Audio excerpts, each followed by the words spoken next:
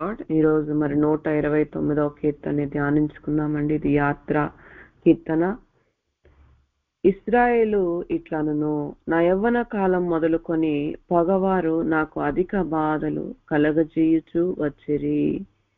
చూడండి, బాధలు, మనకి కష్టాలు, బాధలు ఇవన్నీ కూడా రెండు రకాలుగా మన జీవితంలో రావచ్చు.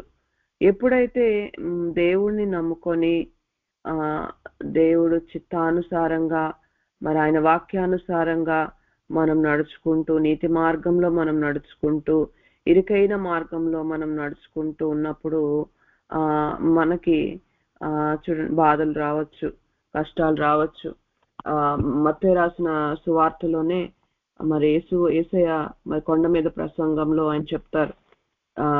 మత్తయి రాసిన సువార్త 5వ అధ్యాయంలో 11వ వచనంలో, నా నిమిత్తము జనులు మిమ్మల్ని నిందించి హింసించి మీ మీద అబద్ధముగా చెడ్డ మాటలెల్లా పలుకున్నప్పుడు మీరు ధన్యులు, సంతోషించి ఆనందించుడి, పరలోకమందు మీ ఫలము అధికమగును.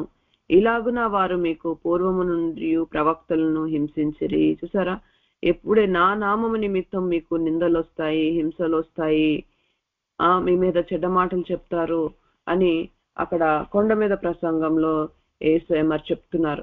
అలాగే ఈ రోజు చూడండి, దేవుడి యొక్క మార్గాన్ని అనుసరిస్తున్నప్పుడు మనకి ఎన్నో బాధలు రావచ్చు. నీతిమంతులకు కలుగు బాధలు అనేకము కానీ వాటన్నిటిలోంచి, అపాయాలు అనేకము కానీ అన్నిటిలోంచి దేవుడు విడిపిస్తాడు, ఖచ్చితంగా విడిపిస్తాడండి. చూడండి, యోబు నీతిమంతుడు, మరి నీతిమంతుడు, మరి ఆయనకి ఎన్ని శ్రమలు వచ్చాయో కదా, కానీ రెండంతల ఆశీర్వాదంతో మరి ఆయన జీవితాన్ని చూస్తాం మనం.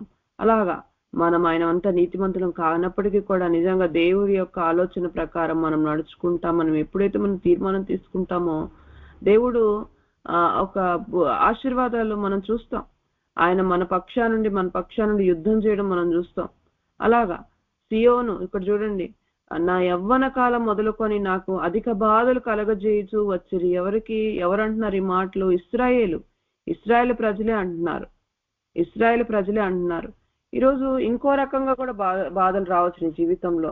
నువ్వు భక్తిహీనంగా ఉంటే, నువ్వు దేవుణ్ణి విడిచిపెట్టి దేవుడికి నువ్వు దూరంగా ఉంటే, మనం అంటాం దేవాను మనమే దేవునికి దూరం అయిపోతుంటే, ఎప్పుడైతే దేవుడి యొక్క ఆలోచన, దేవుడి చిత్త ప్రకారంగా నువ్వు నడుచుకోవో నువ్వు దేవునికి దూరం అయిపోతా ఉంటావు. భక్తిహీనులకు సామెతల్లో 15వ అధ్యాయంలో 29వ వచనంలో ఆ మాట ఉంటదండి. భక్తిహీనుల కంట యెహోవా దూరస్తుడుగా ఉంటాడంట. దేవుడు దూరం అయిపోతే ఎవరి దగ్గర అయిపోతారు చెప్పండి? దేవుడు దూరం అయితే నీకు అపవాది నీకు దగ్గర సమీపంగా అయిపోతుంది. ఇక నీకెన్నో బాధలు, కష్టాలు, దుఃఖము నీ మీద లేచేవారు. 124వ కీర్తనలో ఉంటుంది కదా, చూడండి, దేవుడు మనుషులు మన మీదకి లేచినప్పుడు యెహోవా మనకు తోడై ఉండని ఎడల వారి ఆగ్రహము మన పైన రగులుకొన్నప్పుడు, యెహోవా మనకు తోడై ఉండని ఎడల వారు మనల్ని ప్రాణంతోనే మింగేస్తారు. మనుషులే వాళ్ళనే మాటలు, వాళ్ళు చూడండి చేష్టలు, వాళ్ళు వలుకుతున్న మాటలు, కత్తిపోటు వంటి మాటలు మన మీదకి లేసు. కానీ దేవుడు తోడుగా లేకపోతే వాళ్ళు మనల్ని ప్రాణంతోనే మింగేస్తారు. దేవుడు గాని తోడుగా లేకపోతే. భక్తిహీనులకి యెహోవా దూరస్తుడు. నువ్వు భక్తిహీనంగా ఉంటూ నీకు నువ్వే యెహోవాను అనుసరించక యెహోవాను విడిచి వేరొకరిని అనుసరించే వారికి శ్రమలు విస్తరించును. శ్రమలు మనకు మనమే కోరుకొని శ్రమల్లోకి వెళ్ళిపోతాం. చూడండి, అలా భక్తిహీనంగా ఉన్నప్పుడు వాటిలోంచి దేవుడేమి నిన్ను విడిపించడు. మరలా నువ్వు నీ మనసు మార్చుకొని దేవుని వైపు తిరిగి పశ్చాత్తాపడి మరలా దేవుడు నీలో ఉన్నట్లుగా నువ్వు చూసుకో. ఇది నిజంగా కృపాయుగం. ఇప్పుడైతే నిజంగా కృపాయుగం అండి. మనం ఎన్ని తప్పులు చేసినా దేవుడు ఇంకా మన పట్ల ఎంతో దీర్ఘశాంతం చూపిస్తున్నాడు. పాతకాలంలో అయితే చేసిన తప్పుకు వెంటనే శిక్ష, కానీ ఇప్పుడైతే దేవుని వైపు తిరుగుతూ దేవా నన్ను క్షమించయ్యా అన్నప్పుడు మరలా దేవుడు నిన్ను క్షమిస్తున్నాడు. ఆయన నీ పక్షాన ఉంటున్నాడు. ఈరోజు భక్తిహీనంగా ఉండి వచ్చే శ్రమలు లోంచి నువ్వు విడిపించబడ్డము కష్టము. నువ్వు ఎప్పుడైతే మరలా తిరిగి ఒక ఇశ్రాయేలుగా మరి పట్టుదల ప్రార్థన కలిగి ఒక సియోనుగా దేవుడు నీలో ఉన్నట్లుగా నువ్వు చూసుకున్నట్లయితే దేవుడు ఖచ్చితంగా నీకున్న శ్రమలోంచి నిన్ను విడిపిస్తాడు. మన చేతిలోనే ఉంది అది. మన చేతిలో 2 రకాల బాధలు. దేవుడిని అనుసరించి దేవుడి యొక్క ఆలోచన చిత్త ప్రకారంగా వాక్యం ప్రకారంగా నడుచుకున్నప్పుడు బాధలు వస్తాయి. కానీ వాటిలోంచి మాత్రం దేవుడు నిన్ను విడిపిస్తాడు. ఆయన నీ పక్షాన యుద్ధం చేస్తాడు. భక్తిహీనంగా ఉన్నట్లయితే చూడండి, దేవుడు నీకు భక్తిహీనులకు దూరస్తుడుగా ఉన్నానంటాడు. ఇక్కడ చూడండి, ఇశ్రాయేలు ఇట్లానను చాలా మంది చెప్తారు, అమ్మా దేవుడిని నమ్ముకో నీకు బాధలు పోతాయి అని. చాలా తప్పు. బాధలు ఎన్నో శ్రమలు వస్తాయి. నేను ఫస్ట్ మరి ఈ పరిచర్యకు ఈ జీసస్ మర్సిఫుల్ హోమ్ మరి పరిచర్యలోకి నడిపిస్తున్నప్పుడు, ఈ సంఘం వాళ్ళని నడిపిస్తున్నప్పుడు నేను నా కొన్ని సమస్యలను బట్టి నేను వచ్చినప్పుడు వాళ్ళు ఎప్పుడు కూడా మరి ప్రత్యక్షత వాక్యాలను బట్టి సరిచేస్తూ నువ్వే సరి చేసుకో ఎప్పుడు నేనే సరి చేసుకోవాలా, ఎప్పుడు నేనే సరి చేసుకుంటుంటే నిజంగా దేవుడి యొక్క ఆశీర్వాదం నా జీవితంలో నేను చూశాను. నేను సరి చేసుకోవడం మొదలు పెడుతున్నప్పుడు ఇంకా చూడండి, ఇప్పుడు మరి మీరు ఆత్మ పొందుకోండి అని అన్నప్పుడు మరి నేను ఆత్మ పొందుకున్నప్పుడు నేను అనుకున్న పరిశుద్ధ ఆత్మ పొందుకుంటే ఇక అసలు నాకు బాధలే ఉండవేమో అనుకున్నా. కానీ అసలు దేవుడి యొక్క కరెక్ట్ వేలో నేను నడుస్తున్నప్పుడు నాకు ఇంకా శత్రువులు అయిపోయారు, ఇంకా నన్ను బాధ పెట్టేవాళ్ళు, ఇంకా అసలు త్రోసేసేవారు, విసర్జించేవారు, ఎంతో మంది విస్తరించారు. కానీ ఆత్మ పొందుకున్న తర్వాత నేను చూసింది ఏంటంటే వాటన్నిటిని తాలుకుని శక్తి దేవుడు నాకు ఇచ్చాడు. ఇంతకు ముందేమో బాగా బాధపడుతూ ఏడుస్తూ దుఃఖపడుతూ ఎప్పుడు అలాగుండేదాన్ని. కానీ ఎప్పుడైతే దేవుడి యొక్క ఆత్మ పొందుకున్నప్పుడు నిజంగా వాటన్నిటిని తట్టుకునే శక్తి, తాలుకునే శక్తి, ఓర్చుకునే శక్తి దేవుడు ఆ పరిశుద్ధాత్ముడు ఇస్తా ఉన్నాడు. ప్రతి బాధలోంచి ఆయన నెమ్మదిని కలగజేస్తా ఉన్నాడు.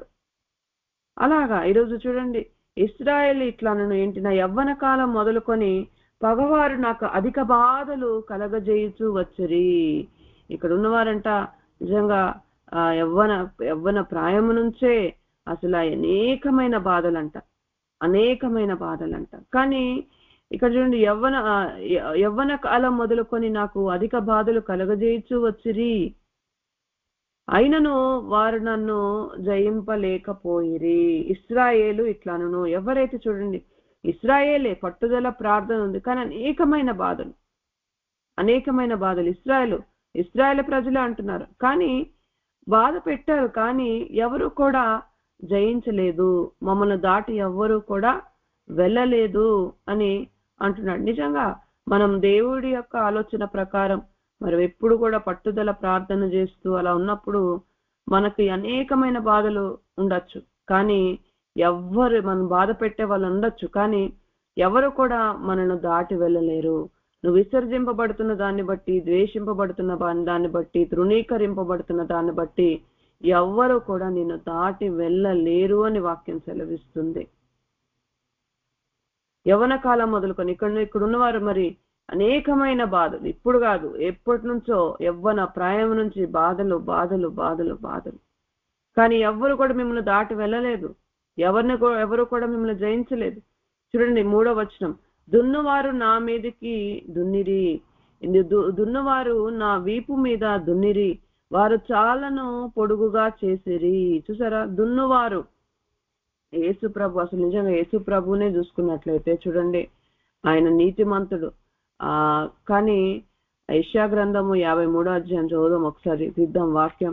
యెషయా గ్రంథం 53వ అధ్యాయంలో ఉంటది, అతడు దౌర్జన్యం నొందెను. 7వ వచనంలో, అతడు దౌర్జన్యం నొందెను, బాధింపబడినను అతడు నోరు తెరవలేదు. వదకు తేబడు గొర్రె పిల్లయు, బొచ్చు కత్తిరించు వాని ఎదుట గొర్రె మౌనముగా నుండునట్లు అతడు నోరు తెరవలేదు. అతనిలో చూడండి, అతనిలో ఏ తప్పు లేదు. దున్నవారు నా వీపు మీద దున్నిరి. మరి ఎన్నో బాధలు, ఎన్నో మాటలు. యేసు ప్రభునైతే చూడండి, ఆయన బాధింపబడినను నోరు తెరవలేదంట. ఈ రోజైతే నిజంగా అలాగ మనం ఉంటున్నామా? నిజమే, నిన్నెన్నో బాధలు పెడుతున్నారు, నేనెన్నో హింసలు, నిన్ను కొడుతున్నారేమో, కానీ యేసయ్యని అన్యాయంగా అన్యాయపు తీర్పు పొందాడు ఆయన.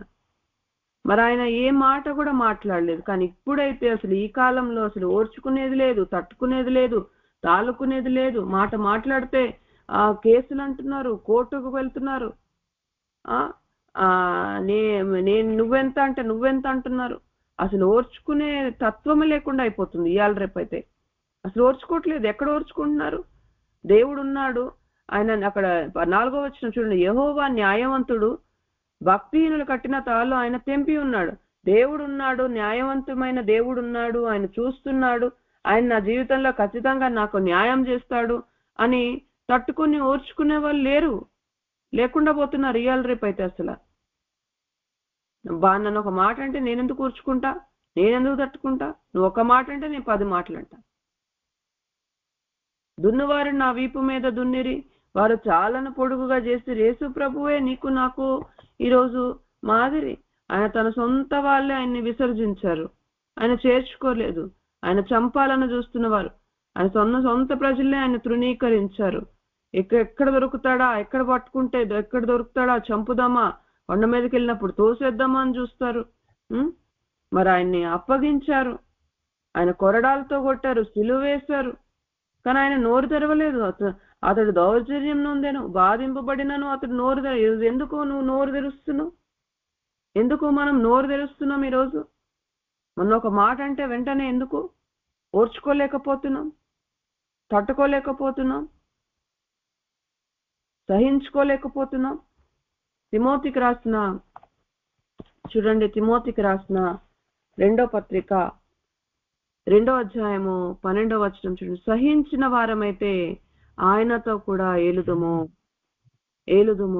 ఆయనను ఎరుగమంటే మనలను ఆయన ఎరుగనన్ను. చూసారా, నువ్వు సహిస్తేనే ఇక నేను ఎంతకాలం సహించాలా, నేను ఎంతకాలం నేను ఇంక ఓర్చుకోను, ఇంకా నా వల్ల కాదు అనుకొని చాలా మంది ఎదురు తిరిగే వాళ్ళుగా, కోర్టులకు వెళ్ళేవారిగా, లేకపోతే మరణాన్ని స్నేహించేవారిగా రకరకాలుగా ఉంటున్నారండి. సహించుకోలేకపోతున్నారు, ఓర్చుకోలేకపోతున్నారు. క్రైస్తవులే అలాగుంటున్నారు. కోర్టుల చుట్టూ తిరుగుతున్నారు, కోర్టు కేసుల చుట్టూ తిరుగుతున్నారు. అరే, యెహోవా న్యాయవంతుడు, ఆయన న్యాయం చేసే దేవుడు, ఆయన నన్ను చూస్తున్నాడు, ఖచ్చితంగా ఆయన నా పక్షానుండి ఆయన వ్యాజ్యమాడతాడు. అందుకే దావీదు ఎప్పుడు కూడా అండి దేవుడి సన్నిధికే వెళ్తాడు అన్ని విషయాల్లో కూడా. 35వ కీర్తనలో అక్కడ చూడండి, ఆయన చేసే ప్రార్థన, 35వ కీర్తనలో ఆయన చేసే ప్రార్థన చూడండి. ఇక్కడ యెహోవా, నాతో వ్యాజ్యమాడు వారితో వ్యాజ్యమాడము, నాతో పోరాడు వారితో పోరాడము, కేడమును డాలును పట్టుకొని నా సహాయమునకై లేచి నిలువుము, ఈట దూసి నన్ను తరుము వారిని అడ్డగించు. చూసారా, సౌలు ఏం చేశాడండి, దావీదు ఏం చేశాడు చెప్పండి? అయినా గాని సౌలు చంపాలని ఈట దూసి తరుముతున్నాడు. ఒక పక్క ఆయన జరుగుతున్నాడు, ఒక పక్క మరి కొన్ని రోజులైతే సొంత కుమారుడి నుంచి బాధలు, చుట్టూ శత్రువులు. ఈట దూసి నన్ను తరుము వారిని అడ్డగించయ్యా, నువ్వు అడ్డగించయ్యా, నా ప్రాణం తీగొర వారికి సిగ్గు కూడా అవమానం కలగాల. దేవునికి ఏదైనా ఉంటే దేవుని దగ్గరికి వెళ్ళి మనము నడుచుకోవాలి. కానీ మనమే నోరు తెరిచేవారిగా, మనమే పోట్లాడేవారిగా, నేనేంటో చూపిస్తానంటూ అలా ఉండద్దు. ఈరోజు దేవుడు న్యాయవంతుడు, ఆయన చూస్తున్నాడు, ఆయన అన్ని చూస్తున్నాడండి. ఆయన నువ్వెంత ఇశ్రాయేలు ప్రజల్ని చూడండి, సమస్తము దేవుడి చేతిలోనే ఉంది. ఆయన వెలుగును సృజించిన వాడు, అంధకారాన్ని సృజించిన వాడు, సమస్తము సృజించిన దేవుడే. కాబట్టి మనము ఆయన దగ్గరికి మనం వెళ్ళేవారిగా, నీకు బాధ కలుగజేసేది ఆయనే, సంతోషం కలుగజేసేది ఆయనే. ఏదైనా కానీ ఆయన దగ్గరికే మనము, నీకే పరిస్థితి ఉన్నా కానీ మనం దేవుని సన్నిధికే మనం వెళ్ళేవారుగా మనం ఉండాల. మన దేవుడు న్యాయవంతుడు. చూడండి, మనకు అన్యాయం చేసే దేవుడు కాదు. నీకు శ్రమ వచ్చిందని నా జీవితంలో ఒకటే తెలుసుకున్నాను. చూడండి, నీ జీవితంలో ఒక శ్రమ అనుమతించిందంటే దేవుడు అది రైటే. నీకు ఒక శ్రమ వచ్చిందా, అది కరెక్టే. శ్రమలోంచి విడిపిస్తాడు దేవుడు ఖచ్చితంగా. ఎందుకు నా జీవితంలో శ్రమ వచ్చిందని దేవుని సన్నిధికి మనం వెళ్ళేవారిగా మనం ఉండాలి. ఆయన న్యాయవంతుడు. ఆయన ఖచ్చితంగా నీ జీవితంలో న్యాయం చేస్తాడు. కాబట్టి మనము ఓర్చుకునేవారిగా, తట్టుకునేవారిగా నువ్వు సహించుకున్నట్లయితే నువ్వు ఆయనతో కూడా ఏలుబడి చేస్తావు. ఆదికాండంలో ఇక్కడ చూడండి, ఆదికాండంలో ఒక మాట ఉంటది, 15వ అధ్యాయంలో 16వ వచనంలో, అమోరీయుల అక్రమము ఇంకనూ సంపూర్ణం కాలేదు కనుక నీ 4వ తరం వారు ఇక్కడికి మరలా వచ్చేదరని నిశ్చయముగా తెలుసుకొనమని అబ్రహాముతో చెప్పాను. చూసారా, అక్కడ అంటున్నాడు మీ 4వ తరం ఇక్కడికి వస్తుంది. ఎందుకంటే అమోరీయుల అక్రమము ఇంకా సంపూర్ణం కాలేదు. దేవుడు మనం ఏమనుకుంటామంటే దేవుడు వెంటనే న్యాయం చేయాలి, వాళ్ళని ఎంత బాధ పెడుతున్నారు కదా, నేను ఇప్పుడు ప్రార్థన చేస్తా, వెంటనే వాళ్ళకు శిక్ష రావాలి అని మనము ఎక్స్పెక్ట్ చేస్తూ ఉంటాం. కానీ ఇక్కడ చూడండి, అమోరీయుల అక్రమము ఇంకా సంపూర్ణం కాలేదు. దేవుడు వెయిట్ చేస్తాడు. నువ్వు ఎంత వరకు నువ్వు అన్యాయం చేసేవాడిని. అందుకే ప్రకటన గ్రంథంలో ఉంటది కదా, ప్రకటన గ్రంథంలో 22వ అధ్యాయంలో చూడండి, అన్యాయము చేయవాడు ఇంకనూ అన్యాయము చేయనిమ్ము, నువ్వు చేయని. దేవుడు చూస్తున్నాడు. దేవునికి ఒక కొలత ఉంటది, అది అయ్యే వరకు వెయిట్ చేస్తాడు దేవుడు. వెయిట్ చేసి అప్పుడు నిజంగా ఇంకా వాళ్ళు మారలేదనుకోండి, అప్పుడు దేవుడు నిజంగా ఆయన న్యాయమైన తీర్పు వాళ్ళ మీద ఖచ్చితంగా వస్తుందండి, ఖచ్చితంగా వస్తుంది. ఇశ్రాయేలు ప్రజల్ని ఐగుప్తులకి అప్పగించింది దేవుడే, వాళ్ళ కింద పెట్టింది దేవుడే. కానీ వాళ్ళు ఎలా చేస్తున్నారు ఏంటి అని అన్ని చూస్తున్నాడు దేవుడు. వాళ్ళని విడిచిపెట్టలేదు. ఆయన న్యాయవంతుడు. ఈరోజు న్యాయమైన దేవుడు మనకున్నాడు, ఆయన చూస్తున్నాడని నిజంగా నువ్వు సహించుకున్నట్లయితే నువ్వు ఆయనతో కూడా ఏలుబడి చేస్తావు. ఈరోజు సహించుకునే వారిగా మనం ఉండాలా గాని మాటకు కీడుకు ప్రతి కీడు చేసేవారిగా, దూషణకు ప్రతి దూషణ చేసేవారిగా ఉండడానికి కాదు. దేవుడు నిన్ను నన్ను రక్తం ఇచ్చి కొనుక్కుంది. దున్నవారు నా వీపు మీద దున్నిరి, వారు చాలను పొడుగుగా చేసిరి. యెహోవా న్యాయవంతుడు, భక్తిహీనులు కట్టిన త్రాళ్లను ఆయన తెంపి ఉన్నాడు. ఖచ్చితంగా దేవుడు తెంపేస్తాడు. నువ్వు ఇశ్రాయేలుగా ఒక సియోనుగా ఉన్నట్లయితే భక్తిహీనులు ఎన్ని ప్లాన్స్ వేసినా వాటిలన్నిటినీ కూడా నిర్వీర్యం చేస్తాడు ఖచ్చితంగా. మేము మరి లాస్ట్ ఇయర్ యుఎస్ నుంచి మేము వచ్చినప్పుడు మా మీద అనవసరంగా కేసు వేశారు, మా హస్బెండ్ మీద అనవసరంగా కేసు వేశారు. కానీ మేము వెళ్ళి ఏమి ఒక్కరిని కూడా ఒక మాట మేము అనలేదు. కానీ దేవుడు చూపించాడు, శత్రువు పడిపోవడం చూపించాడు. భక్తిహీనుడు కట్టిన తాళ్లను ఆయన తెంపివేస్తాడు. ఎప్పుడైతే దేవుడి యొక్క చిత్త ప్రకారంగా, దేవుడి యొక్క ఆలోచన ప్రకారంగా నడుచుకుంటామో అసలు ఆ కేసు ఎలా కొట్టేశారో కూడా మాకు తెలియదండి. దాంట్లోంచి దేవుడే బయటికి తీసుకొచ్చాడు. నువ్వు ఒక సియోనుగా, నువ్వు ఒక ఇశ్రాయేలుగా ఉన్నట్లయితే నిన్ను దాంట్లోంచి దేవుడు బయటకు తీసుకొస్తాడు. భక్తిహీనుడు కట్టిన త్రాళ్ళను ఆయన తెంపేస్తాడు. అలా భక్తిహీనంగా చూడండి, అలా కాకుండా మనమే భక్తిహీనంగా ఉన్నామనుకోండి, మనమే శ్రమల్లోకి వెళ్ళిపోతాం. ఎవరు నిన్ను రక్షిస్తారు చెప్పండి? దేవుడు భక్తిహీనులకు దేవుడు యెహోవా దూరస్తుడనుంది. దేవుడే నీకు దూరం అయిపోతే నిన్ను ఎవరు రక్షిస్తారు, ఎవరు కాపాడతారు? కాబట్టి ఈరోజు మనం ఒక ఇశ్రాయేలుగా, మనం ఒక సియోనుగా ఉన్నట్లయితే చూడండి, భక్తిహీనులు కట్టిన తాళ్లను ఆయన తెంపివేస్తాడు.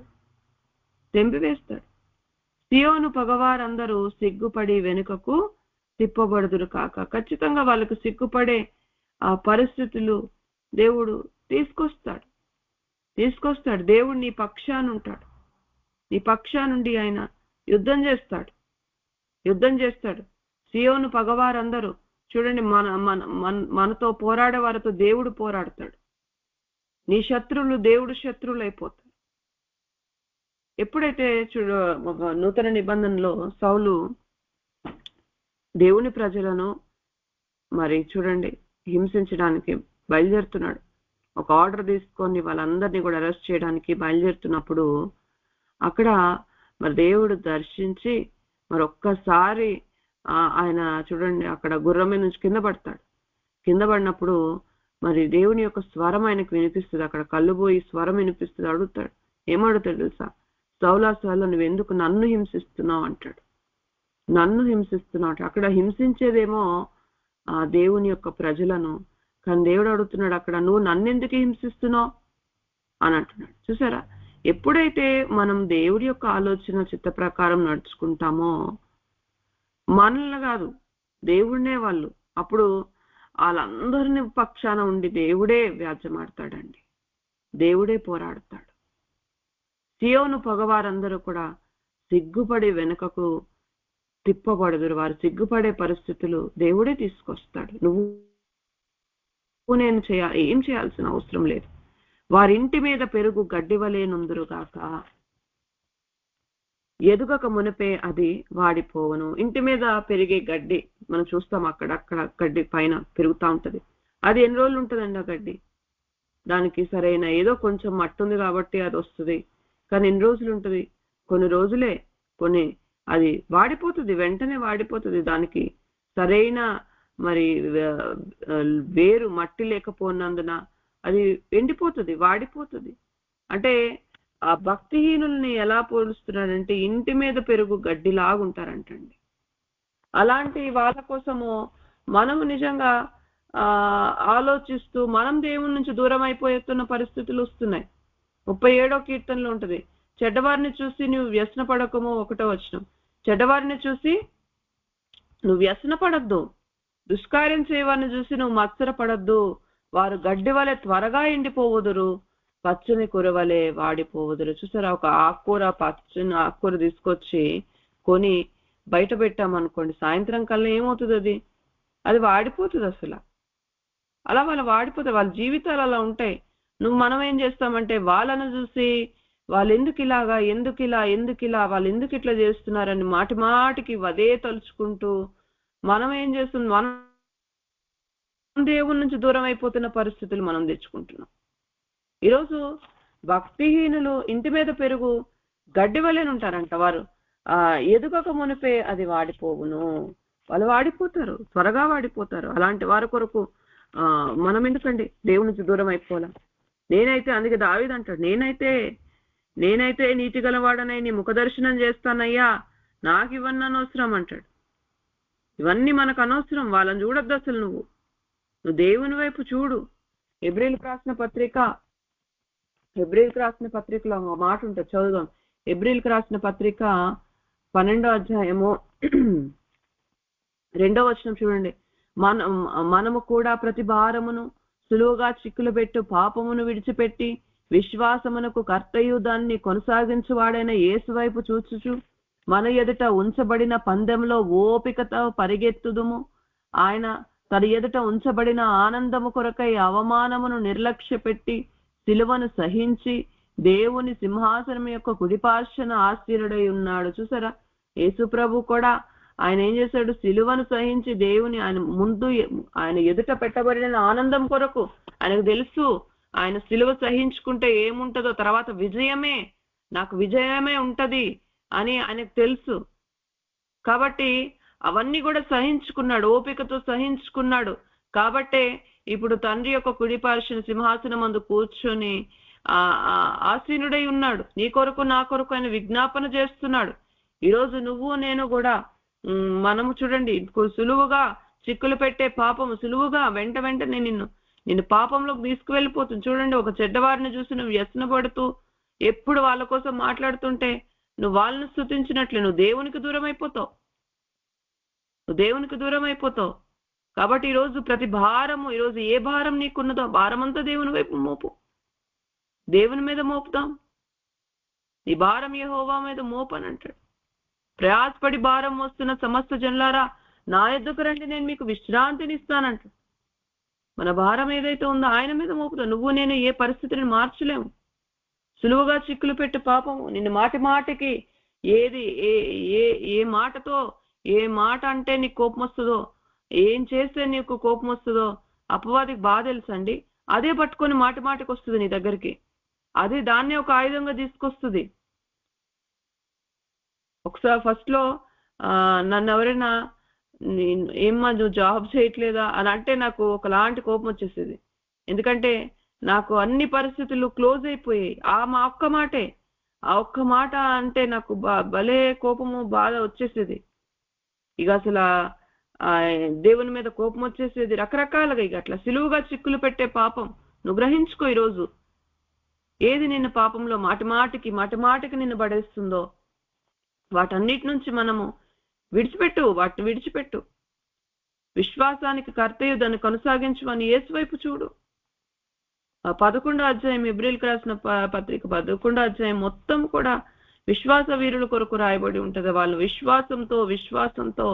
విశ్వాసాన్ని బట్టి అని ఉంటది అక్కడ. ఈరోజు నువ్వు నేను దేవుడు న్యాయవంతుడు, ఆయన నా జీవితంలో న్యాయం చేస్తాడని భక్తిహీనులు కట్టిన తాళ్ళను ఆయన తెంపివేస్తాడు. నా మీద అనేక మంది మరి నన్ను దున్నట్లుగా నేను ఎంతో బాధ పెడుతున్నారేమో, ఎంతో నీ మాటలతో నిన్ను దుఃఖ పెడుతున్నారేమో, వాళ్ళు చేస్తున్న పనులు నీకెంతో దుఃఖకరంగా ఉంటున్నాయేమో, కానీ నువ్వు అన్నిటిని తట్టుకుంటే తాలుకుంటే దేవుడు న్యాయవంతుడని నువ్వు గ్రహించి ఆయన వైపు తిరిగినట్లయితే ఖచ్చితంగా వాటన్నిటి నుంచి నిన్ను విడిపిస్తాడండి. కోయివాడు తన గుప్పిలినైనను పనుల కట్టువాడు తన ఒడినైనను దానితో నింపుకొనడు. అసలు ఆ గడ్డి పెరిగే ఆ చిన్న గడ్డి ఆ చేతిలోకి కూడా రాదండి, చేతిలోకి కూడా రాదు. అంటే వాళ్ళ జీవితాలు అలా ఉంటాయి. వాళ్ళ నుంచి ఏమి కూడా మనం పొందుకోలేం. గలతీలకు రాసిన పత్రికలో ఇక్కడ చూడండి, భక్తిహీనంగా ఉన్నట్లయితే గలతీలకు రాసిన పత్రిక 6వ అధ్యాయంలో ఒక మాట చదువుదాం. 6వ అధ్యాయంలో 8వ వచనంలో, తన శరీరేచ్ఛలను బట్టి విత్తువాడు తన శరీరం నుండి క్షయమను పంట కోయను. నువ్వు శరీరేచ్ఛలను బట్టి విత్తుతే చూడండి, నీలో ఫర్ ఎగ్జాంపుల్ కొంతమంది చూడండి కోపం పెట్టుకున్నారు అనుకోండి, వాళ్ళు ఇక మొత్తం ఆ కోపాన్నే ప్రదర్శిస్తూ ఉంటారు. నీలో శరీరేచ్ఛలను బట్టి మనం అందుకే ఆత్మానుసారంగా మనం నడుచుకునే వారిగా మనం ఉండాలి. నీ కోపం ఉంది, నీకు పగ ఉంది, నువ్వు అదే చూపించావు అనుకో, నువ్వు ఏం చేస్తావు? క్షయం అనే పంట నీ చేతిలోకి ఏమి కూడా రాదు. నువ్వు భక్తిహీనంగా అయిపోతావు. ఆత్మను బట్టి విత్తువాడు ఆత్మ నుండి నిత్య జీవం అనే పంట కోయను. నువ్వు ఆత్మ బట్టి ఆత్మానుసారంగా మరి ఆత్మ ఫలాలు చూడండి, ప్రేమ, సంతోషం, సమాధానం, దీర్ఘశాంతం, దయాళత్వం ఇవి చూపించావు అనుకో, నువ్వు నిత్య జీవం అనే పంట నువ్వు కోసుకుంటావు. అట్లా కాకుండా నువ్వు నీ శరీరంలో పుట్టే ఇచ్చలను బట్టి మరి నీ కోపం వస్తే కోపం, పగ, ద్వేషం ఇవి నువ్వు ప్రదర్శిస్తూ మాట్లాడకుండా పగ పెట్టుకుంటూ కక్షలు పెట్టుకుంటూ మాటకు మాట చెప్పేవారికి అలా ఉన్నట్లయితే నువ్వేం చేస్తూ చెప్పే క్షయం అనే పంట అది ఏముండదు నీ జీవితం. దారిన పోవారు యెహోవా ఆశీర్వాదం నీ మీద నుండునుగాక, యెహోవా నామమున మేం మిమ్మల్ని దీవించుచున్నాము అని అనకయుందురుగాక. ఎవరైనా సరే మరి చూడండి, భక్తిహీనంగా ఉంటూ అలా ఉన్నారనుకోండి, ఎవరైనా నిన్ను ఆశీర్వదించునుగాక అని ఎవరైనా అంటారు? అసలు అనరండి. ఋతు గ్రంథంలో 2వ అధ్యాయంలో బోయేజు యొక్క జీవితము, బోయేజు మన ప్రవర్తనే, అసలు మన ప్రవర్తనే అక్కడ బోయేజు అంటాడు చూడండి, 2వ అధ్యాయం 4వ వచనంలో అక్కడ కోయేవారితో అంటున్నాడు. 5వ వచనంలో బోయేజు కోయేవారి మీద ఉంచబడిన తన 4వ వచనం అండి, బోయేజు బెత్లెహేము నుండి వచ్చి యెహోవా మీకు తోడై ఉండునుగాక అని చేను కోయేవారితో చెప్పగా వారు యెహోవా నిన్ను ఆశీర్వదించునుగాక అని. చూసారా, అది అబ్రహాముకి ఇచ్చిన వాగ్దానం నిజంగా ఎంతో గొప్పది. నేను ఆశీర్వదించు వారిని నేను ఆశీర్వదిస్తానంటాడు, నేను దూషించు వారిని నేను శపిస్తానంటాడు. అసలు నిజంగా భక్తిహీనంగా ఉంటే ఎవరు కూడా నువ్వు ఆశీర్వదింపబడాలి, నువ్వు అభివృద్ధిలోకి రావాలి అని ఎవరు కూడా అనరండి. అలా అనుకున్నప్పుడు మనకు మనమే మోసం చేసుకునే వారిగా మనం ఉంటున్నాం. ఈరోజు భక్తిహీనంగా మనం ఉండద్దు. ఈరోజు భక్తిహీనంగా ఉండద్దు. చూడండి, రక్షణ మేడం ఎప్పుడు కూడా చెప్తా ఉంటారు, రక్షణ ఉచితమే, కానీ నువ్వు నేను ఈరోజు దీవించబడాలంటే దేవుడి యొక్క చూపించిన మార్గంలో మనము నడిచేవారిగా మనం ఉండాల. ఆయన వాక్య ప్రకారం మనం నడుచుకునేవారిగా, మనం వెల చెల్లించేవారిగా. ఆయన చెప్తున్నా ప్రతిరోజు దేవుడు మనతో మాట్లాడుతున్నాడు, ఎన్నో విషయాలు చెప్తున్నాడు. దాని ప్రకారం నువ్వు నేను నడుచుకున్నట్లయితే ఖచ్చితంగా దేవుని యొక్క ఆశీర్వాదం మనం చూస్తాం. సియోన్లో నుండి నువ్వు ఆశీర్వదింపబడును గాక. సియోన్లో అంటే దేవుడి యొక్క మాటలు చూడండి, డైరెక్ట్ గా అసలు నిజంగా మనకైతే ప్రత్యక్షత వాక్యాలు, ఆ వాక్య ప్రకారంగా మనం సరి చేసుకున్నట్లయితే, దాన్ని తోసేయకుండా నువ్వు సరి చేసుకున్నట్లయితే దేవుడి యొక్క ఆశీర్వాదం ఖచ్చితంగా మన జీవితంలో మనం చూస్తామండి. అలా కాకుండా భక్తిహీనంగా ఉంటే, భక్తిహీనులకు యెహోవా దూరస్తుడు అంటున్నాడు. దేవుడే దూరం అయిపోతే ఎవరు నీకు సహాయం చేయగలుగుతారు ఈరోజు? అట్లా కాకుండా ఈరోజు నువ్వు సియోనుగా, ఇప్పటి నుంచి దేవా నేను ఒక సియోనుగా, ఒక ఇశ్రాయేలుగా నేను ఉంటానయ్యా అని అన్నట్లయితే దేవుడిని పక్షాన ఉంటాడు. నీకు కలిగిన బాధలు అన్నిట్లోంచి ఆయన నిన్ను విడిపిస్తాడు. సహించిన వారివైతే, నువ్వు సహించుకున్నట్లయితే ఆయనతో పాటు నువ్వు కూడా ఏలుబడి చేస్తావు. మరి ఈ వాక్యాలను బట్టి ఈరోజు సరి చేసుకుందాం. దేవుడు న్యాయవంతుడు. ఒకవేళ నీ జీవితంలో అన్యాయమే జరుగుతుందేమో, కానీ దేవుడు అన్ని చూస్తున్నాడు. ఆయన చూస్తున్న దేవుడు, ఆయన చూస్తున్నాడు. ఆయన జీవితంలో ఖచ్చితంగా తప్పక న్యాయం చేస్తాడని నువ్వు అన్నిటిని తట్టుకుని తాలుకొని యేసు ప్రభు చూపించిన మార్గంలో మనము నడిచేవారిగా మనం ఉందాం.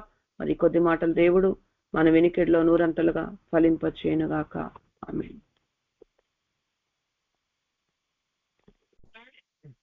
ప్రకటన 3వ అధ్యాయం 21వ వచనం. ప్రకటన 3:21.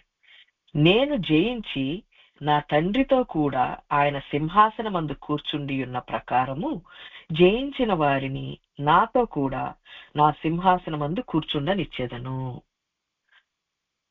ప్రార్థన చేసుకుందాం. పరలోకమందున్న మా తండ్రి, నీ నామం పరిశుద్ధపరచబడునుగాక. అయ్యా నీకు స్తోత్రం తండ్రి, నీకు స్తోత్రం అయ్యా. మీరు జయించి మీ తండ్రి సింహాసనం మీద కూర్చున్నట్లుగా మరి మేము జయించాలంటే, మేము మీతో పాటు సింహాసనం మీద కూర్చోవాలంటే మేము ఏం చేయాలి? ఏ విషయాలు జయించాలి?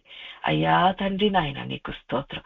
మాతో స్పష్టంగా మాట్లాడండి దేవా నాయన, మాకు అర్థమయ్యేలా మాట్లాడండి అయ్యా. ఈ వాక్య ధ్యానం చేస్తున్నది మీరే అయి ఉండాలి. నన్ను మరుగుపరిచి ఒక్కొక్కరితో మీరు మాట్లాడమని యేసుక్రీస్తు నామములో గోజాడి వేడుకుంటున్నాము తండ్రి.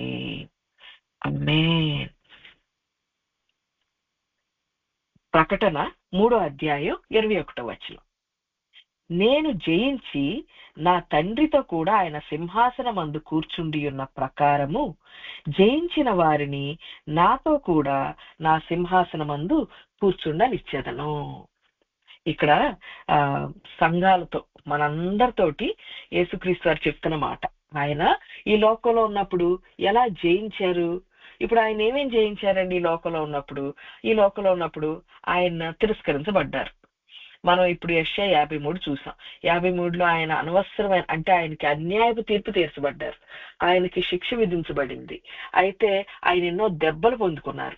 మరి ఇవన్నీ కూడా ఆయనకి అన్యాయంగానే జరిగినాయి. అయితే ఈ అన్యాయం అంతట్లో కూడా మరి బొచ్చు కత్తిరించు అని ఎదుట గొర్రె మౌనంగా ఉన్నట్లు ఆయన మౌనంగా ఉన్నారు. ఉండి చివరికి ఆయన శిలువ మరణం పొందేటప్పుడు ఆయన ఏం చేశారు? వీరు ఏం చేయుచున్నారో వీళ్ళకి తెలియదు గనక వీళ్ళకి క్షమించు అని చెప్పి అందరి గురించి క్షమాపణ అడిగి ఆయన ఈ లోకంలోకి ఎందుకు వచ్చారు? ఆయన ఎప్పుడు దేవుడి ఫోకస్ ఎప్పుడు యేసుక్రీస్తు వారిది, ఈ లోకంలోకి నేను ఎందుకు వచ్చాను? నా తండ్రి చిత్తం చేయటానికి వచ్చాను. అదే ఆయన ఫోకస్. ఇంకా ఎక్కడ డిస్ట్రాక్ట్ అవ్వలేదు.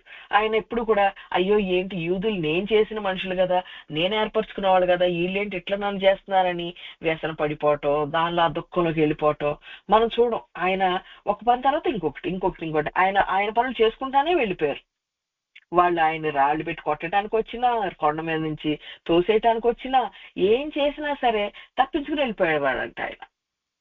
ఎక్కడ ఏంటి నా ప్రజలే మా ఊరోళ్లే అని ఎక్కడ ఆయన కృంగిపోవటం అది మనం చూడలేదు. నా పని ఏంటి? నేను ఎందుకు వచ్చాను? నా తమ్ముళ్ళు నా ఇంటి వాళ్ళు నన్ను తిరస్కరించారా? నేను ఎందుకు వచ్చాను? నా పని ఏంటి? ఇదే ఆయన ఫోకస్ ఉండింది.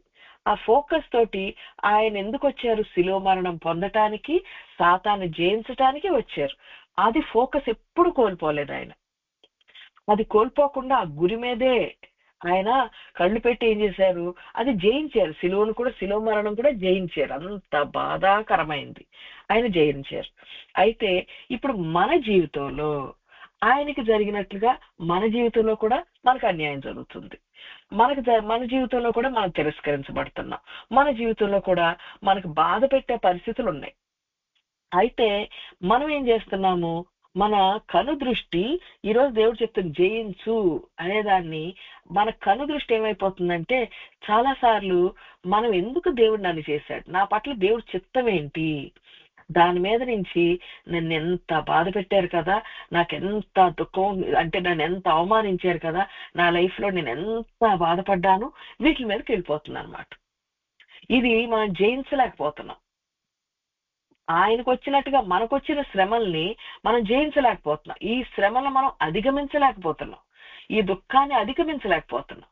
అయితే దేవుడు అంటున్నారు, మీరు ఎవరైతే నాతో పాటు నేను జయించి నా తండ్రితో కూడా ఆయన సింహాసనమందు కూర్చున్న ప్రకారము జయించిన వారికి, ఈ లోకంలో మీకు జరిగిన అన్యాయాన్ని సహించుకోవటం, దాన్ని జయించగలిగినట్లయితే అప్పుడు మనం కూడా ఏం చేస్తామంట, ఆయనతో కూడా ఆయన సింహాసనం మీద కూర్చుండని, ఆయన మనల్ని ఆయన సింహాసనం మీద కూర్చుండనిస్తారంట. మరి ఆయన సింహాసనం మీద కూర్చో